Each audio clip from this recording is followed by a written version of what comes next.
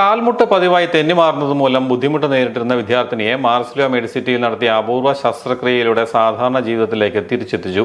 തെന്നിമാറിയിരുന്ന കാൽമുട്ടിലെ ഇനി ഭയക്കാതെ 15-കാരിയായ വിദ്യാർത്ഥിനി വീണ്ടും സ്കൂളിൽ പോയി തുടങ്ങി. 6 വയസ്സ് മുതൽ മുട്ടുചിരട്ട തെന്നിപ്പോകുന്നതിനെ തുടർന്ന് വിദ്യാർത്ഥിനിക്ക് കഠിനമായ വേദന സഹിക്കേണ്ടി വന്നിരുന്നു.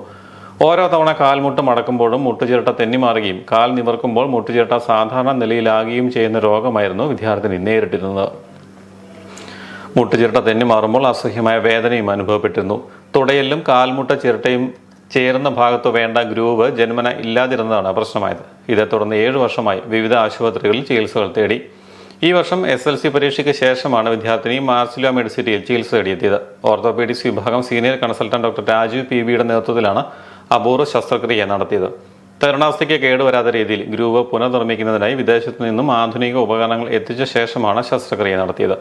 ഓർത്തോപീഡിക്സ് വിഭാഗം consultant doctor Sijo Sebastian, anaesthesiology വിഭാഗം കൺസൾട്ടന്റ് ഡോക്ടർ അഭിജിത് കുമാർ എന്നിവരും ശസ്ത്രക്രിയയിൽ പങ്കെടുത്തു.